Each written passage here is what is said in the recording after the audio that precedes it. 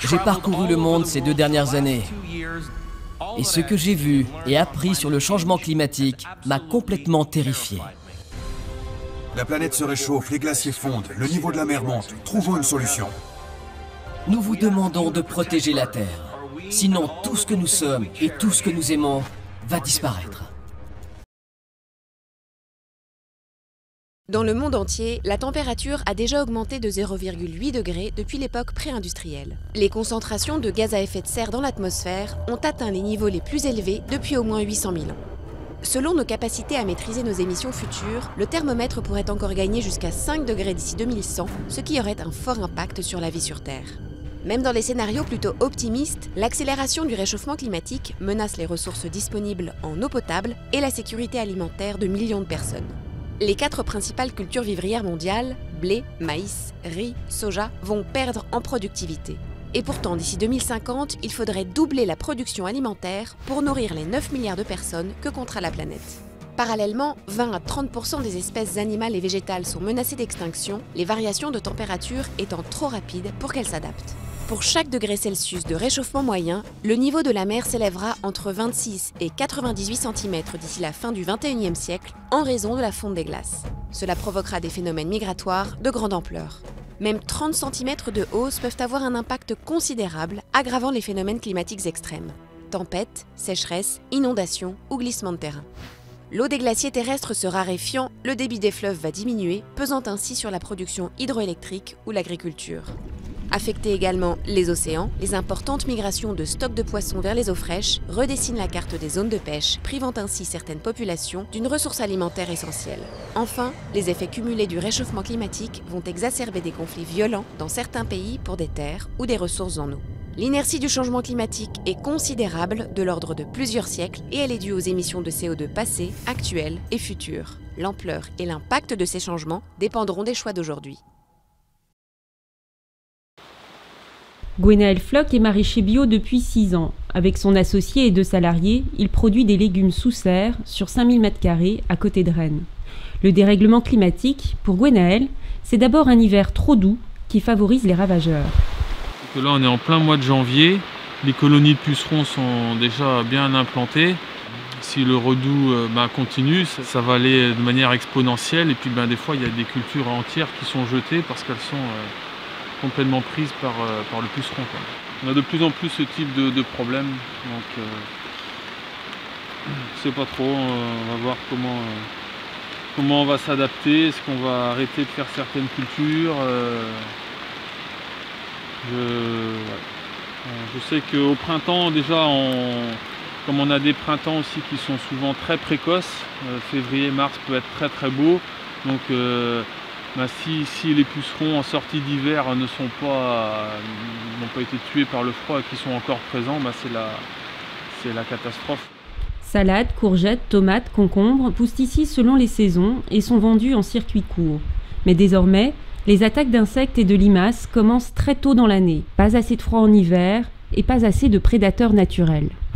Avant, il y avait quelques périodes dans l'année où on était embêté. Maintenant, c'est sur une période beaucoup plus large et sur une diversité de légumes de plus en plus grande, quoi. On a un suivi sur la lutte bio, donc ça permet, on essaye de faire du préventif au maximum, toujours de faire des lâchers d'insectes en début de saison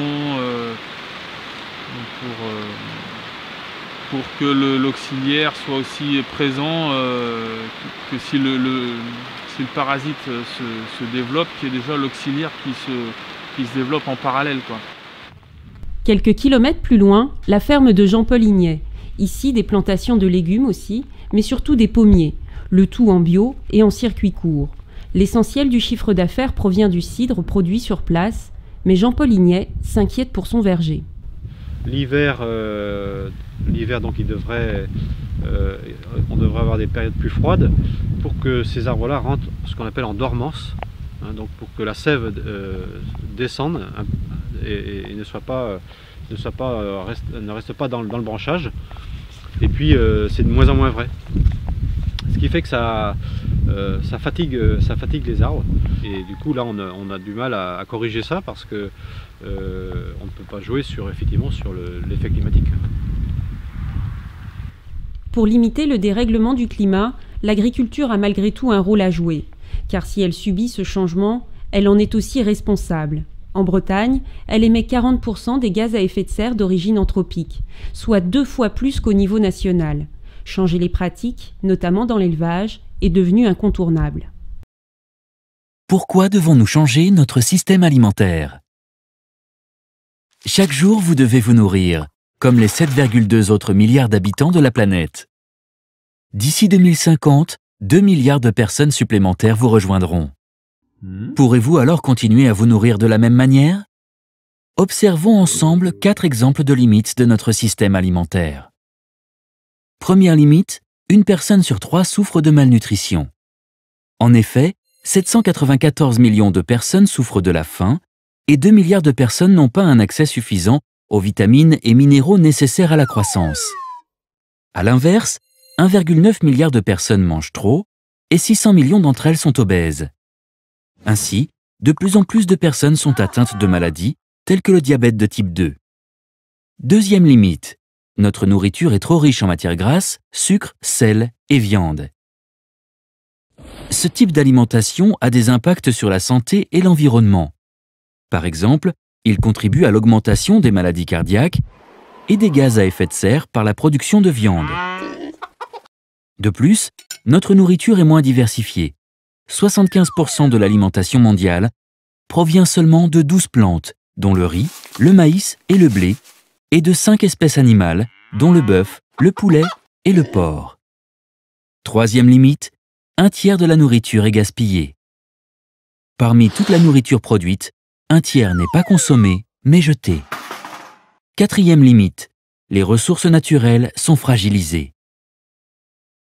Les sources d'eau fraîche s'épuisent et les ressources en eau sont polluées. 33% des sols sont dégradés. La biodiversité est menacée, les forêts tropicales disparaissent et de nombreuses plantes et animaux sont en voie d'extinction, comme les abeilles. Ces problèmes sont intensifiés par le changement climatique.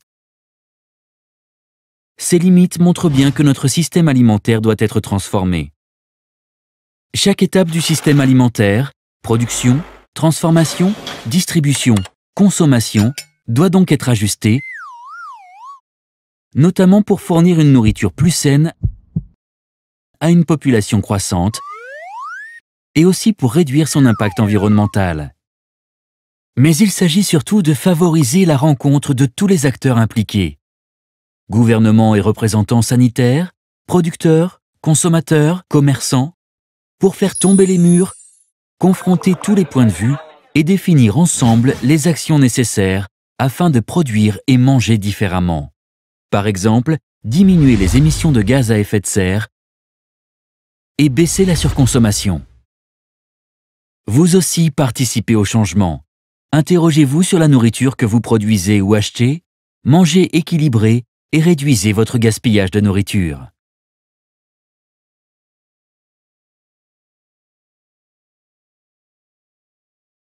Alors, le thème que je vais aborder dans la conférence est celui de la relation entre notre alimentation et le réchauffement climatique. À savoir que fabriquer des aliments, ça se traduit quand même par des émissions de gaz à effet de serre et la question devient un petit peu de savoir dans notre alimentation comment on pourrait, à travers cette alimentation, réduire les émissions de gaz à effet de serre et on verra parfois, y compris, on peut séquestrer du carbone dans les sols. Alors les émissions de gaz à effet de serre, c'est évidemment l'industrie agroalimentaire, c'est aussi quand nous préparons nos plats, c'est aussi la réfrigération, mais ça c'est les aspects, je dirais, mineurs.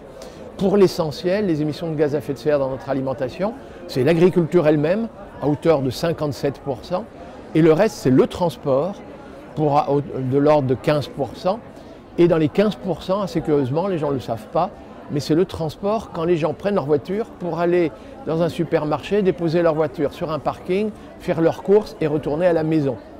Et donc là, effectivement, on pourrait commencer à dire, si on veut limiter les émissions de gaz à effet de serre liées au transport, plus encore que le transport des yaourts, des marchandises qui vont d'un endroit à l'autre de la France ou de l'Europe, c'est déjà réhabiliter le commerce urbain et éviter ce déplacement du centre-ville vers la banlieue avec sa voiture pour ensuite ne transporter qu'un cabas de nourriture. Après, c'est effectivement dans l'agriculture qu'on peut contribuer à réduire les émissions de gaz à effet de serre et à séquestrer du carbone. Réduire les émissions de gaz à effet de serre, c'est réduire les émissions de gaz carbonique, ça c'est éviter les labours et c'est éviter la déforestation. Alors en France, il y a très peu de déforestation, mais quand nous mangeons des poulets qui sont élevés avec du maïs et du soja brésilien et qu'il a fallu déforester la forêt amazonienne pour nourrir nos poulets, nous contribuons malgré tout à la déforestation, même si ça se passe dans les pays du Sud, par exemple Argentine et Brésil. Le deuxième gaz, c'est le méthane. Le méthane, c'est quand les vaches ruminent. Là, effectivement, le méthane est un gaz plus réchauffant encore que le gaz carbonique et c'est la deuxième contribution mondiale au réchauffement climatique. Alors là, il faut être honnête, ce n'est pas tant les élevages du Massif central, ni même les éleveurs bretons, mais c'est surtout les grands ranchs d'élevage Brésil, Argentine, ou alors les vaches sacrées en Inde, qui, vous savez que l'Inde est le premier producteur mondial de lait au monde, mais la production de lait n'est que de 2 à 3 litres de lait par vache, donc ça fait peu de litres de lait par rumen, ça fait beaucoup de méthane par litre de lait, et c'est surtout, j'allais dire, dans ces deux catégories de pays que l'on pourrait assez facilement réduire les émissions de gaz à effet de serre, assez facilement, j'entends sur le plan technique, parce que dire aux vaches sacrées de produire soit davantage de lait ou d'être maniées autrement, ça c'est effectivement peut-être sans doute beaucoup plus difficile. Et puis un gaz dont on parle très peu, qui est le troisième à l'échelle mondiale dans la contribution de l'agriculture au réchauffement climatique, mais qui est le premier dans les pays industriels et en particulier en France, c'est le protoxyde d'azote. Le protoxyde d'azote en France représente plus de 51% de la contribution de l'agriculture française au réchauffement climatique global et au dérèglement. Et là, c'est un gaz qui est émis quand on épand des engrais azotés de synthèse. Donc ça ne concerne pas l'élevage, ça concerne plutôt l'agriculture. Et là, très clairement, le plus facile, techniquement parlant, en France, pour réduire la contribution de notre alimentation au réchauffement climatique, ce serait de ne plus mettre d'engrais azotés de synthèse, de remplacer cette fertilisation chimique par une fertilisation biologique via des plantes qu'on appelle de l'ordre des légumineuses, qui permettent de nourrir des ruminants, qui permettent de nourrir des cochons et des volailles, qui nous éviteraient d'importer du soja en provenance du Brésil, qui nous éviterait de la déforestation au Brésil et qui nous éviterait en France les épandages d'engrais azotés de synthèse et ces émissions de protoxyde d'azote.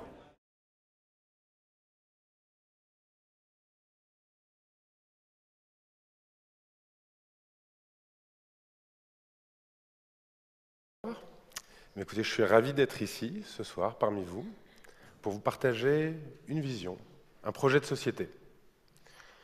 Depuis que j'ai 20 ans, j'essaie de trouver des solutions pour changer le monde, avec toute mon énergie, mes convictions. Et en fait, à force de chercher, j'ai réalisé qu'on avait un partenaire de choix à nos côtés, un partenaire qu'on avait tendance un petit peu à oublier, voire à malmener. C'est pas n'importe quel partenaire, c'est un laboratoire incroyable, qui a 3 milliards d'années d'expérience. C'est le laboratoire du vivant. La nature a réussi à développer des technologies incroyables pour relever tous les défis auxquels elle avait été confrontée. Des technologies sobres en énergie, parce qu'elles ne fonctionnent qu'avec l'énergie du soleil. Des technologies résilientes, qui savent donc s'adapter. Des technologies qui ne produisent pas de déchets. Gaudi disait « L'architecte du futur construira en imitant la nature parce que c'est la plus rationnelle, durable et économique des méthodes. » Et il avait raison. C'est en observant les libellules qu'on a réussi à faire voler un hélicoptère. Les ingénieurs japonais, pourtant brillants, ont fini par faire un simple copier-coller du nez du martin-pêcheur pour dessiner leur TGV. S'inspirer de la nature, ça s'appelle le biomimétisme. Alors il y a une américaine, Janine Benyus, une précurseur en la matière, qui a écrit un livre incroyable sur le sujet, un livre passionnant. C'est un gros pavé de 600 pages dans lequel elle référence toutes les solutions propres et circulaires qu'on pourrait adapter de la nature à nos enjeux de société, en matière d'énergie, de transport, de santé, de gestion de l'entreprise et d'alimentation. Elle consacre le premier chapitre de son livre à l'agriculture.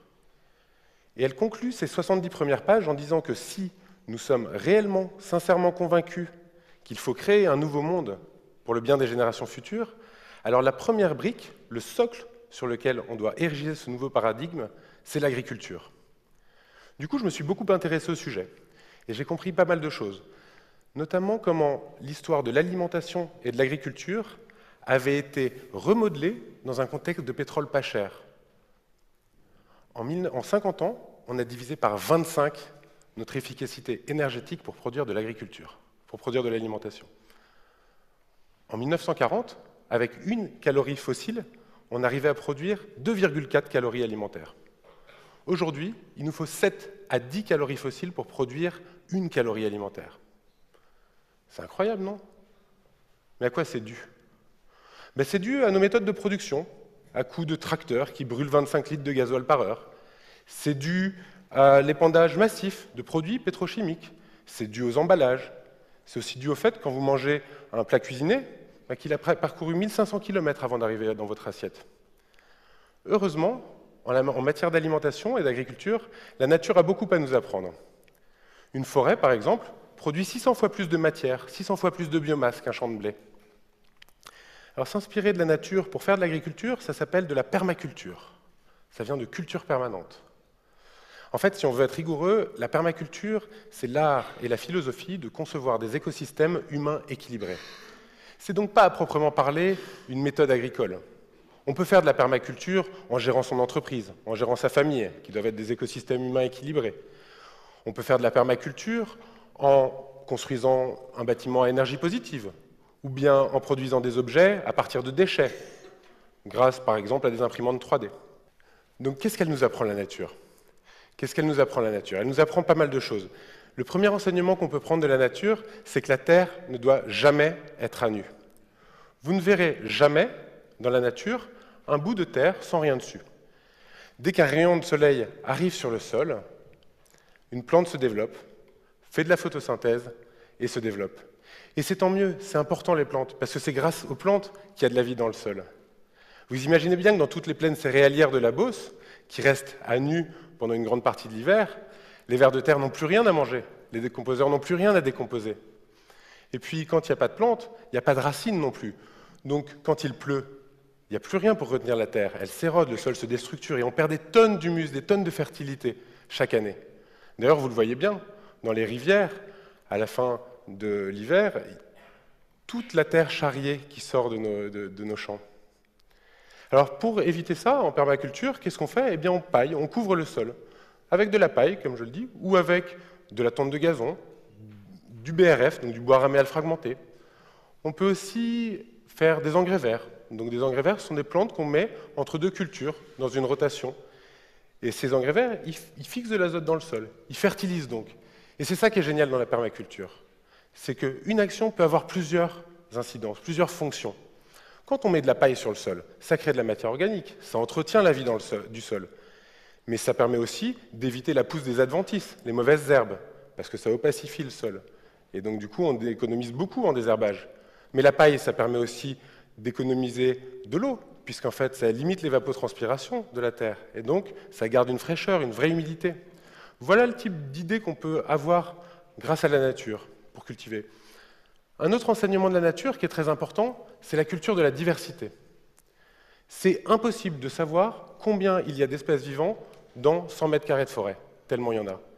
Et c'est ça, c'est justement la clé de la productivité, c'est la diversité. En permaculture, on essaie de faire pareil. Du coup, on essaye d'avoir le plus d'espèces en présence. On fait des associations de culture, on plante des arbres, on essaie de se rapprocher de la forêt comestible. On essaye d'être accueillant pour les insectes, pour les animaux. Pour lutter contre les pucerons, eh ben, on fait confiance aux coccinelles. Et puis pour se prémunir des limaces, eh bien, on compte sur les hérissons ou les grenouilles. Si jamais on luttait de manière chimique contre les pucerons, ben, les larves de coccinelles, elles n'auraient plus rien à manger. Et du coup, elles ne reviendraient plus dans notre ferme. Et l'année suivante, on serait obligé d'utiliser des pesticides. Donc voilà, c'est ce genre d'idée qu'il faut absolument prendre de la nature pour cultiver différemment. Quand je me suis intéressé à ça, en 2010, j'ai découvert la ferme du Bec et Loing. C'est une ferme absolument incroyable en Normandie. C'est totalement inspiré de la permaculture. C'est une ferme luxuriante, un espèce de jardin d'Éden. Elle est tellement productive qu'elle fait l'objet d'une étude de l'INRA qui prouve que sur 1000 mètres carrés plantés, ils arrivent à produire 50 000 € de chiffre d'affaires. C'est ce qu'ils ont fait l'année dernière. C'est énorme. 50 000 € de chiffre d'affaires sur 1000 mètres carrés, c'est 10 fois plus que dans l'agriculture conventionnelle. Et ce n'est pas la seule ferme qui fonctionne comme ça.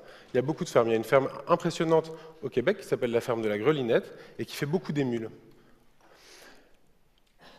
Du coup, comme j'étais convaincu de la pertinence et de la puissance du projet, je suis allé voir le directeur de recherche de l'INRA qui mène cette étude au Bec et Loing et je lui ai demandé comment est-ce qu'on pouvait aider à dupliquer ce type de ferme sur les territoires. Alors lui m'a dit que ce qui était intéressant pour lui en tant que chercheur, c'était évidemment de pouvoir suivre une ferme en rythme de croisière, comme celle du Bec et Loing, qui donne de vrais espoirs en termes de production saine et intensive. Mais que ce qui était intéressant pour lui aussi, c'était de pouvoir suivre une ferme en phase d'installation, parce que c'est une période un petit peu compliquée. C'est d'ailleurs cette période qui sert d'alibi à beaucoup de syndicats, beaucoup de lobbies agricoles, pour ne rien changer au modèle en place. Et ce modèle en place, il est complètement à bout de souffle, non ? En 50 ans, on a perdu 1,5 million de fermes en France. Dans le même temps, on est passé de 10% d'agriculteurs à 2% d'agriculteurs. On a perdu entre un tiers et la moitié de toute la matière organique de nos sols. Et ça, on n'a aucune formule magique pour le récupérer. Le modèle de demain, il devra nécessairement polluer moins, consommer moins de ressources et employer plus de gens. Et ça, pour employer plus de gens, il va falloir nécessairement que des gens de la ville acceptent de retourner habiter à la campagne. Pour recréer, pourquoi pas, des écosystèmes humains équilibrés dans les villages abandonnés de France. Alors ça, je me voyais bien le dire, moi, depuis mon petit univers parisien, mais j'avais jamais planté une tomate. J'étais pas sûr d'être complètement crédible. Et du coup, j'ai décidé, puisque l'aventure me tentait aussi, de moi-même me lancer dans l'expérience. À l'époque, je dirigeais une maison d'édition. Je faisais des planches pédagogiques sur le développement durable. Je travaillais avec Louis-Albert Debreuil, que vous connaissez peut-être sous le surnom de Prince Jardinier. Il a créé le Conservatoire national de la tomate, à quelques kilomètres d'ici, avec 650 variétés de tomates. On a décidé ensemble que cette ferme expérimentale, on la ferait chez lui, sur 1,4 hectare.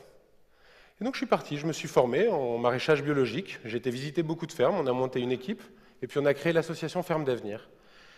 Et on a défini un pari et des objectifs.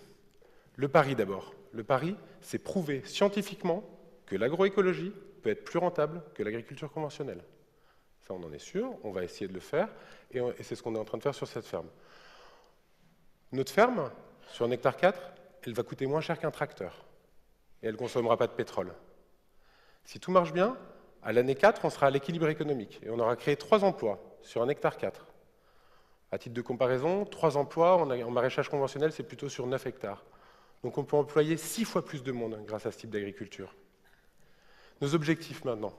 Le premier objectif, c'est de donner aux chercheurs de l'INRA tous les chiffres dont ils ont besoin pour évaluer le modèle économique.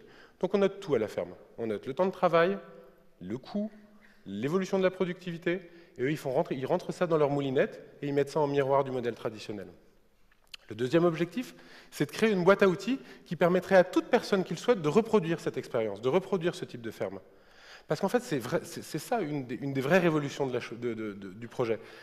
En tout cas, une des vraies révolutions que peut apporter la permaculture, c'est de dire qu'on n'a plus besoin de 50 ou 100 hectares pour s'installer et devenir agriculteur. On peut le faire dès 1 ou 2 hectares. Et ça change tout, parce que 1 hectare ou 2 hectares, ça se trouve partout. Il y a beaucoup de propriétaires fonciers, que ce soit des particuliers, des entreprises, des collectivités locales, qui seraient donc prêts à mettre 1 ou 2 hectares à disposition, par exemple pour fournir la cantine de l'école. Le troisième objectif, c'est pas le plus simple, c'est évaluer les services écosystémiques rendus par ce type d'agriculture. En gros, on dit qu'un agriculteur, il n'est pas là juste pour produire de la nourriture. Un agriculteur, il préserve la biodiversité, il entretient la qualité de l'eau, il cultive la santé des gens quand il fait des bons produits, il séquestre du carbone, il façonne les paysages, il crée des dynamiques sur le territoire. C'est super compliqué d'évaluer ce que ça représente. Imaginez 2 systèmes. Un système où on a des vers de terre qui créent gratuitement de la fertilité. Et un autre système où on n'a plus de vers de terre et où il faut faire cette fertilité artificiellement. Combien de sous il faut pour égaler l'efficacité des vers de terre? Dans la même veine, vous savez sans doute qu'en ce moment, on vit une grosse extinction des abeilles. Et en Chine, en ce moment, ils sont en train de payer des gars qui vont polliniser à la main des pommiers dans les vergers. C'est complètement absurde, non? Donc, pour évaluer tout ça, avec l'association, on a créé un comité scientifique qui évalue les impacts positifs et qui essaie de chiffrer. Et si on y arrive, on pourra convaincre les politiques qu'il est bien plus intelligent de financer maintenant ce type d'agriculture plutôt que de payer dans quelques années des fortunes pour réparer les dégâts. Et d'ailleurs, ils n'ont pas besoin d'attendre nos chiffres pour commencer. Les perturbateurs endocriniens, ça vous parle sans doute. Ça coûte 80 milliards par an à la France. C'est juste dû aux pesticides. On dit qu'on n'a pas les sous pour arrêter les pesticides. Mais en fait, si on arrête les pesticides, on économise 80 milliards.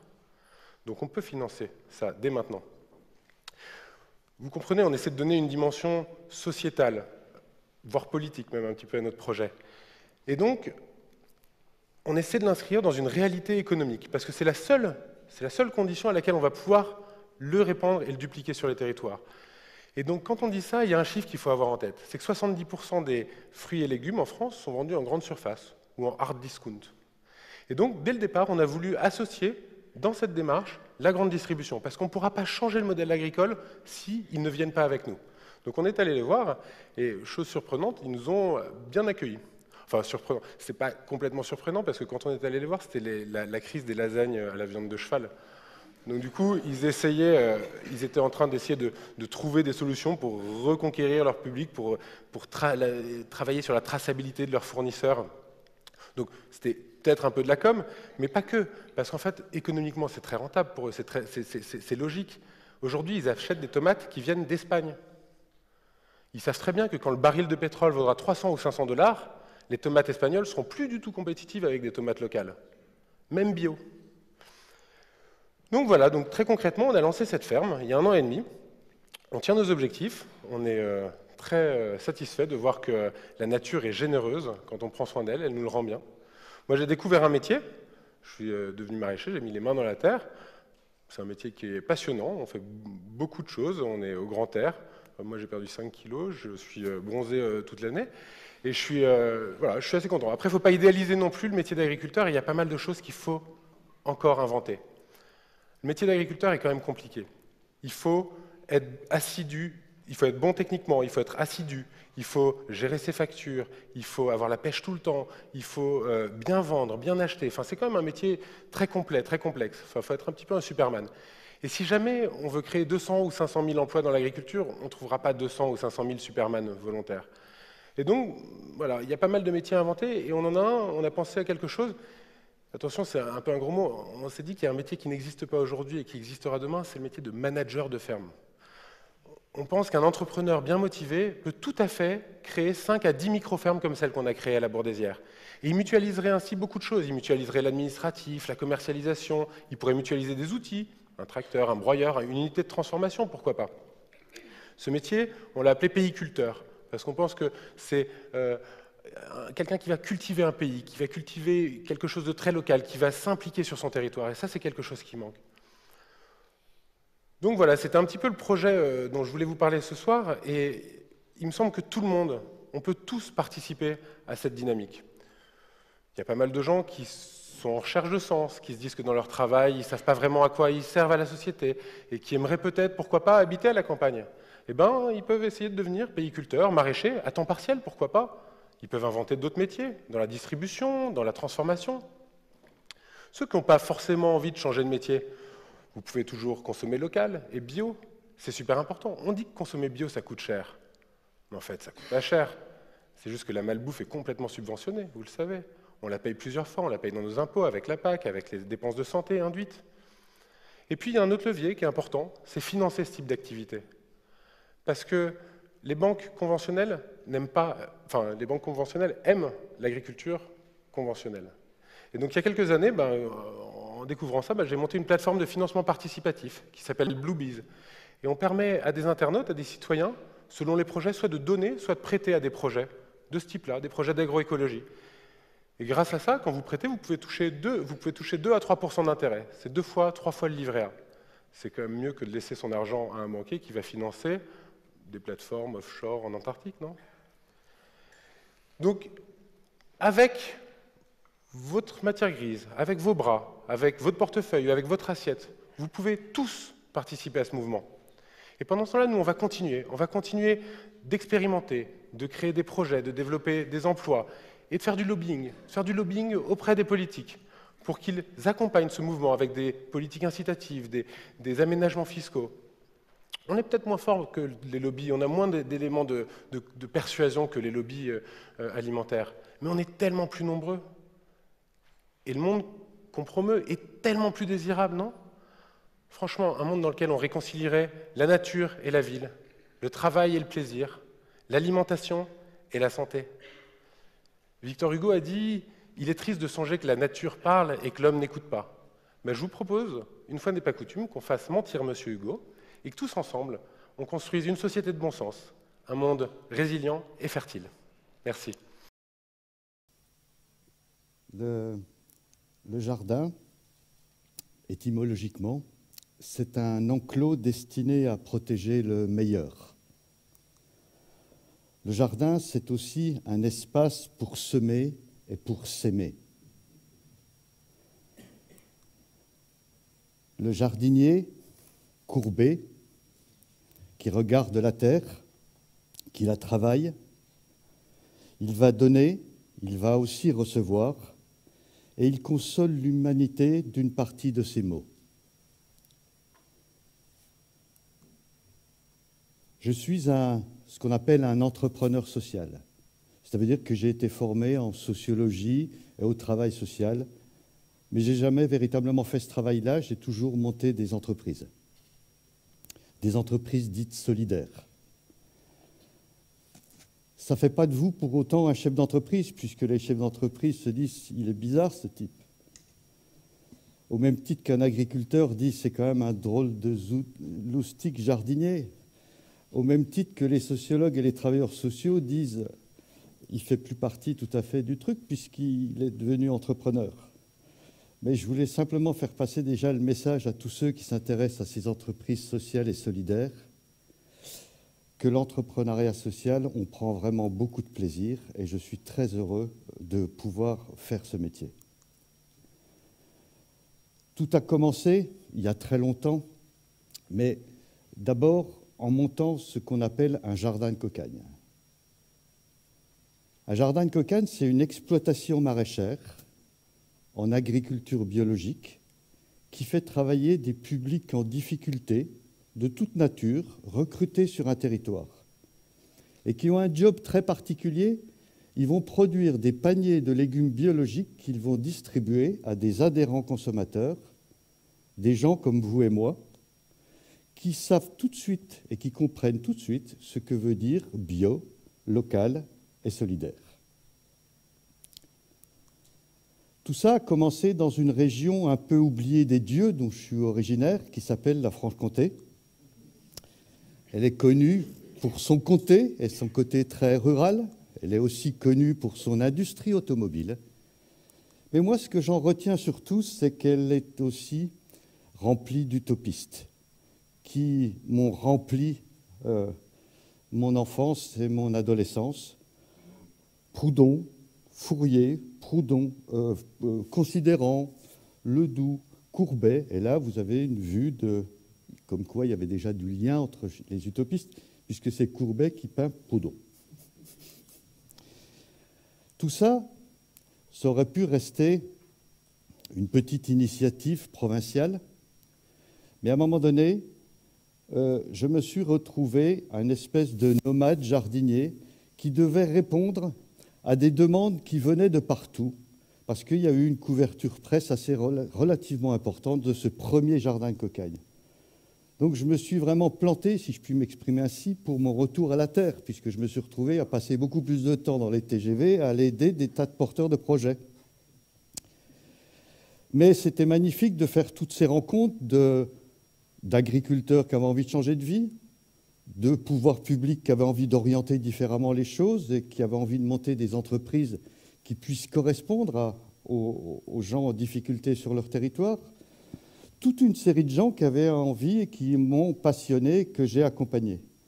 Et tout ça, je n'ai pas le temps d'en faire toute l'histoire, mais ça donne aujourd'hui 130 jardins de cocagne en activité et pratiquement 25 000 paniers qui sont livrés chaque semaine à des adhérents consommateurs et plus de 5 000 personnes qui ont retrouvé une activité, qui travaillent dans ces jardins de cocagne.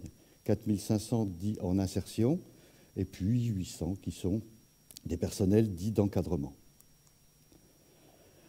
Accepter de gérer un jardin de cocagne, c'est une drôle d'aventure. C'est une drôle d'aventure parce que c'est un projet qui est à la fois économique, qui est à la fois écologique et qui est à la fois social. Et une fois qu'on a dit ça, on a cité les 3 grandes sœurs ennemies du développement durable qui se détestent mais qu'il faut faire cohabiter. Donc, il faut apprendre à devenir ce qu'on appelle un gestionnaire de tension. Et vous serez toujours frustré en interne et en externe. Frustré par vos collaborateurs qui se disent « mais ils nous emmerdent toujours à vouloir changer des choses et puis de vouloir d'être dans la stabilité » et puis des partenaires extérieurs qui ne savent absolument pas dans quelle case vous ranger. Mais voilà pourquoi on a fait ce travail autour de devenir des gestionnaires de tension. Mais parce qu'on pense que l'humanité le mérite. Parce que l'humanité, dans une période inédite aujourd'hui, notre humanité est traversée par une économie cannibale et financiarisée qui ne sait plus créer de richesse sans créer autant de pauvreté dans un effet centrifugeuse. Si vous rajoutez à ça des problèmes écologiques majeurs dont je vous ferai grâce et dont on va parler beaucoup dans quelques semaines, avec des problèmes énergétiques, des problèmes démographiques, vous obtenez un cocktail invraisemblable qui fait qu'à un moment donné, on peut considérer qu'effectivement, on est dans une période inédite que l'humanité n'a jamais rencontrée. Et en plus de tout ça, après 25 ans d'histoire, ces jardins de cocagne, eux aussi, rencontrent toute une série de difficultés et sont en pleine mutation. Et cette mutation, elle est liée à des baisses d'intervention publique, où là, on s'aperçoit qu'effectivement, les pouvoirs publics, malgré toute la bonne volonté qu'ils ont, n'ont plus les moyens d'endiguer toutes ces vagues de pauvreté et d'exclusion. Il y a des nouvelles montées de chômage et d'exclusion en permanence. Il n'y a pas que les chiffres du chômage qui comptent en la matière. Et cerise sur le gâteau, les paniers de légumes, v'là-t-il pas que tout le monde se met à vendre des paniers de légumes. La grande distribution, le secteur agricole, etc., etc. Donc une hausse de l'intensité concurrentielle quand même relativement importante. Donc il faut se bouger dans ces moments-là. Il y a une humanité qui ne va pas, puis des jardins qui à un moment donné étaient une très belle histoire, mais qu'il faut quand même faire durer. Et en l'occurrence, on a essayé de réagir par un triptyque stratégique autour pour penser à notre avenir. D'abord, tout près d'ici, en créant ce qu'on appelle la maison cocagne. La maison cocagne, vous y êtes tous invités, il y en a certains des gens qui sont déjà venus. Ça va être un jardin, ça va être un lieu, c'est déjà un jardin, il y a déjà 30 personnes qui travaillent, il y a déjà des adhérents consommateurs, il y a des clients dans la salle d'ailleurs. Et puis à un moment donné, c'est aussi un lieu de recherche et développement et un lieu de formation. Ça va être la maison mère de tout cocagne et effectivement de partager avec tous nos partenaires. La deuxième chose, ça va être de se bouger un petit peu pour aller chercher d'autres modes de financement. Donc on a créé le groupe Cocagne qui permet d'aller lever des investisseurs et trouver des dons. Et en l'occurrence aujourd'hui, s'il n'y a plus d'argent chez les pouvoirs publics, il y en a encore un petit peu dans les entreprises et il y en a encore un petit peu chez les citoyens. Vous savez d'ailleurs que les Français sont des gros, mettent beaucoup d'épargne de côté. Donc on voudrait les alléger un tout petit peu. En ce qui concerne la troisième chose, c'est qu'effectivement, il faut un rapprochement très important avec le monde de l'entreprise. Ce monde de l'entreprise, dans ce moment, je parlais de période inédite, d'humanité qui rencontre une période inédite, il faut inventer des alliances inédites. Et ces alliances inédites que nous invitons à faire, c'est-à-dire modestement, ces petites structures d'insertion solidaire qui s'appellent des jardins de cocagne, c'est un mixte d'intelligence territoriale qui rapproche les pouvoirs publics, qui rapproche les citoyens et qui rapproche les entreprises. Et il n'y a pas tant d'initiatives qui sont capables de le faire. Parce que les pouvoirs publics, les citoyens, les entreprises, c'est comme mes 3 sœurs ennemies de tout à l'heure. On ne peut pas dire que les pouvoirs publics ont une vision idyllique de l'entreprise, qu'ils leur rendent bien. En même temps que les citoyens peuvent aussi dire toute une série de mauvaises appréciations des deux autres. Mais pour autant, c'est la nature du projet, le sens sur le territoire, qui va donner la possibilité à ces gens qui, naturellement, n'auraient pas fait d'alliance, d'aller et de le faire.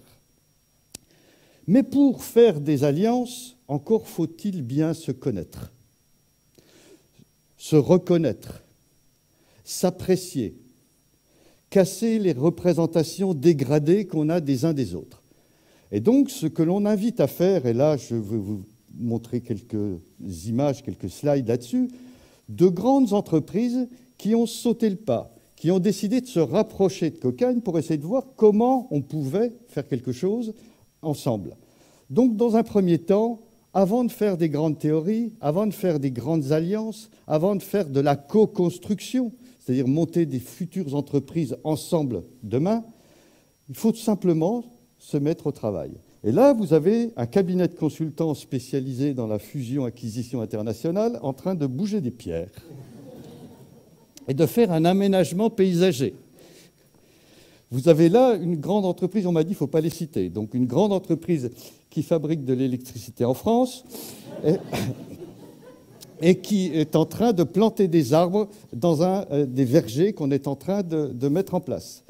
Vous avez ici une grande entreprise du luxe en France qui vient apprendre, des cadres sup, apprendre avec des femmes en insertion dans le sud de l'Essonne à confectionner des bouquets bio, locaux et solidaires. C'est ce qu'on a fait de ce projet qui s'appelle Fleurs de Cocagne.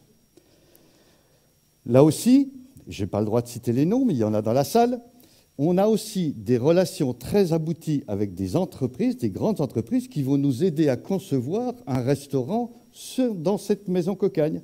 Un restaurant, il ne s'agit pas de réinventer n'importe quoi, mais quelque chose d'un concept qui ressemble à Cocagne, toujours avec ce côté social, toujours avec ce côté écologique, toujours avec ce côté économique. Moi, ce que je voulais aussi vous attirer votre attention, c'est sur cette photo. Ça, c'est une équipe dite en insertion sur un jardin. Cette équipe qui vient de recevoir une grande entreprise, et les femmes et les hommes qui la constituent, ceux de Fleurs de Cocagne, racontent toujours la même chose le lendemain. Enfin, on a pu rencontrer, on a eu une mise en scène possible avec des grands cadres d'entreprise qui ne nous ont pas pris pour des moins que rien, qui nous ont appréciés, à qui on a même appris à confectionner des bouquets, avec qui on a créé véritablement des liens. Les gens de la grande entreprise ne raconteront plus de bêtises sur tous ces gens en insertion, qui seraient, selon certains, un ramassis de feignants qui veulent glander avec des minima sociaux. Vous êtes un feignant quand vous venez à 7 h du matin, courbé, faire un gros travail dans un jardin de Cocagne? Absolument pas. Et donc, à un moment donné, ces gens-là, la suprême difficulté qu'ils rencontrent, c'est qu'à un moment donné, la pauvreté et la misère vous amènent dans un truc incroyable, c'est que vous finissez par vous détester vous-même. Et il faut réapprendre à s'aimer. Et quand je dis réapprendre à s'aimer dans un jardin, ce n'est pas qu'un jeu de mots, c'est aussi à un moment donné, on ne peut rien envisager dans sa vie si à un moment donné, on ne peut pas retrouver un minimum d'estime de soi. Donc, toutes ces entreprises qui viennent, j'aurais pu en citer encore d'autres, pardon, je vais trop vite, des exemples, certaines viennent aujourd'hui, parce qu'elles nous connaissent bien, chercher des futurs collaborateurs. Je pense à des hypermarchés.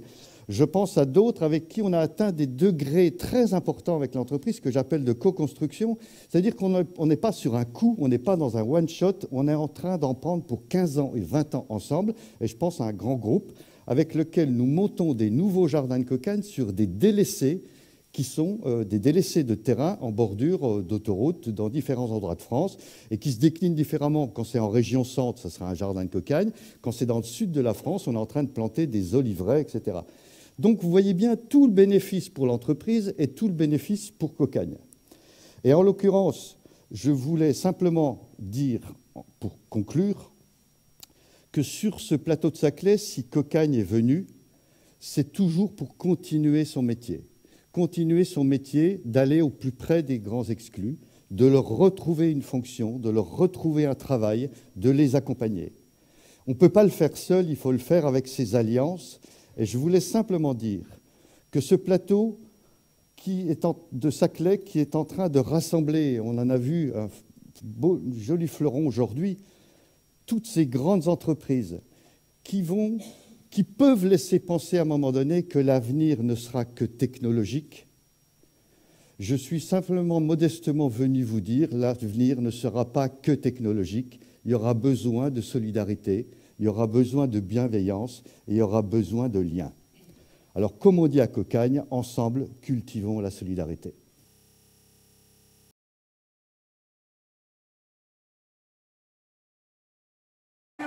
À Albi, la brique rouge imprègne l'histoire de la ville, son passé. Mais pour l'avenir, la cité épiscopale a choisi le vert, celui de l'abondance. D'ici 2020, elle veut conquérir son autosuffisance alimentaire, autrement dit, produire localement de quoi nourrir elle-même ses 50 000 habitants. Et un homme est prêt à relever ce défi, Jacques Morla. Allez, le dernier pied. Ancien chef d'entreprise, il s'est lancé dans l'aventure il y a 2 ans. Sur son exploitation de 2 hectares, il fait pousser une 60aine de légumes différents. Ouais. Là, c'est des patates douces, par exemple. Il y a des petits pois, des courges. Il y a des pommes de terre là-bas plus loin, précoces. Jacques Morla loue ce terrain à la mairie pour une bouchée de pain. 80 € par an et par hectare. En échange, il s'engage à ne cultiver que du bio. Quant à sa production, il doit la vendre dans un rayon d'une 20aine de kilomètres maximum. Je cultive donc et je vends localement. Donc le bilan carbone de mes légumes est vraiment très très faible. Ça me paraît aberrant de faire venir des légumes qu'on peut cultiver ici, localement, de les faire venir de l'autre côté de la planète, tout simplement. L'exploitation de Jacques Morla se trouve à une dizaine de minutes du centre-ville d'Albi, dans cette zone maraîchère. Pour son objectif d'autosuffisance, la mairie préempte les terrains et les confie à de jeunes agriculteurs, comme Dominique Anaïs. Il y a 2 mois, la jeune femme a quitté Paris et son emploi dans l'industrie pour planter des légumes de toutes sortes. Première étape, elle doit préparer son terrain. Je me sens confiante dans cette tâche, même si elle paraît difficile. J'ai le sentiment de contribuer à aller dans le bon sens. Autosuffisance en 2020, on va voir, ça sera peut-être 2019, ça sera peut-être 2021, 2022. Bonjour Monsieur Boite. Pour l'adjoint au maire chargé du dossier, l'objectif de 2020 vise surtout à faire bouger les mentalités. C'est correct, hein. Je ne suis pas complètement idiot et je me doute bien que d'ici 2020, tout ne sera pas mis en place. Néanmoins, c'est faire prendre conscience à toute la population que peut-être en réorientant leurs achats eux-mêmes vers du local, ils peuvent favoriser ce que nous mettons en place. Et bonjour. Et la demande est là. À peine cueillis, les légumes de Jacques Morla sont déjà vendus. C'est bien d'avoir contact avec un producteur et d'avoir des produits frais surtout. C'est un goût qu'on retrouve, le goût de notre enfance, enfin des légumes d'antan. Ce qui est important, c'est d'avoir une autosuffisance locale. Donc si on ne les encourage pas, comment on y arrivera, quoi. Des maraîchers d'un côté, des jardins partagés de l'autre. À Albi, une révolution verte est en marche. Pas un quartier sans un massif de légumes. Au pied des immeubles, dans les anciens abattoirs, ou plus surprenant encore, sur les rebords des fenêtres. Dans cette jardinière, Sabine Guida a planté toutes sortes d'aromatiques. Pour sa consommation personnelle, mais surtout pour celle des passants. Des écriteaux les incitent à se servir gratuitement.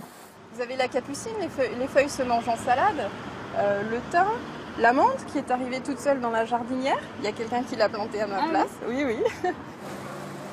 Sabine Guida a même investi la fenêtre de sa voisine. Elle l'a autorisée à y planter des fraises. La jeune femme, surveillante dans un lycée, fait partie d'un mouvement citoyen, les Incroyables Comestibles, dont l'objectif est de s'approprier les espaces verts pour y faire pousser des légumes à la disposition de tous. Ça crée du lien dans le quartier.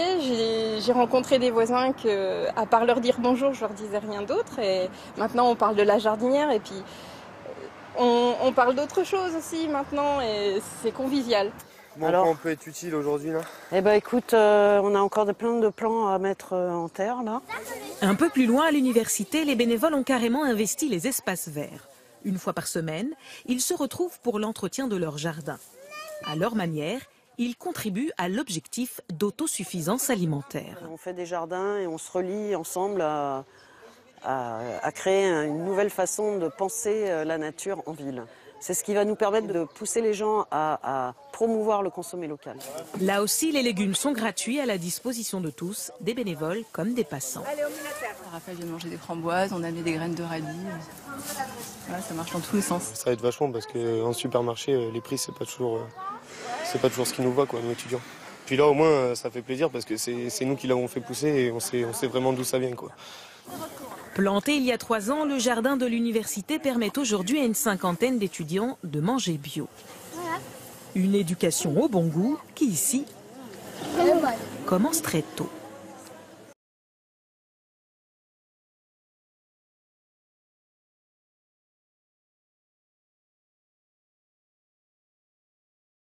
Bonjour Denis de Montpion. Bonjour. Vous êtes journaliste à l'Obs et dans votre enquête, vous montrez bien que se convertir à l'agriculture bio, c'est possible. C'est possible, mais ça demande du temps. Pourquoi ?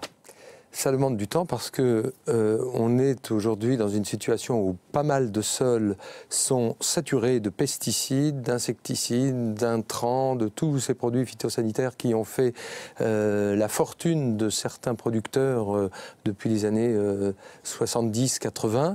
Et eh bien, les sols ont besoin de se reposer. D'ailleurs, il y a des régions, je pense au Lot-et-Garonne, où par exemple, vous visitez certains coins de ce département, eh bien, l'agriculture se fait hors sol, c'est-à-dire que les sols sont recouverts de toiles, on les laisse des années et des années reposer, et les tomates, les fraises, etc., et autres concombres également, poussent dans des bacs à 1 mètre de distance du sol, ce qui est totalement incroyable dans une région comme la France, qui est quand même riche pour son agriculture et ses températures. Alors ça demande des sacrifices aussi pour les agriculteurs, parce que 1 hectare d'oignons bio, vous écrivez qu'1 hectare d'oignons bio, c'est 500 heures de travail, alors que 20 heures suffisent dans l'agriculture classique.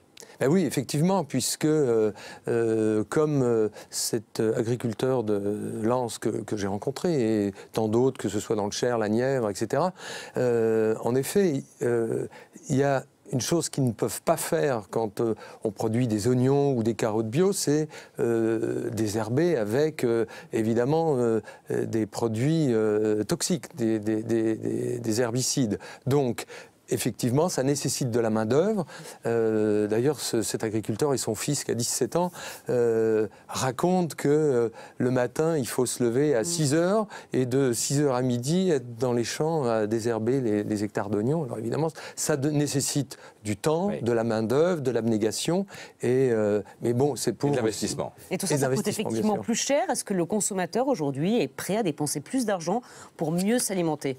Alors écoutez, ce qui est intéressant, c'est qu'il y a d'ailleurs dans l'Obs de cette semaine une interview de Mélanie Laurent et Cyril Dion, qui donc ont réalisé ce film Demain, qui risque d'être primé d'ailleurs en fin de semaine, et qui est un petit peu sur ce retour un peu à la terre. Et ce qui est extraordinaire, c'est qu'il montre bien, ainsi que les agriculteurs d'ailleurs, comment un produit bio que vous allez acheter, mettons 10 €, si vous le payez moins cher en conventionnel, c'est-à-dire quand un produit a poussé avec des intrants, etc., vous le payez de toute façon d'une autre manière.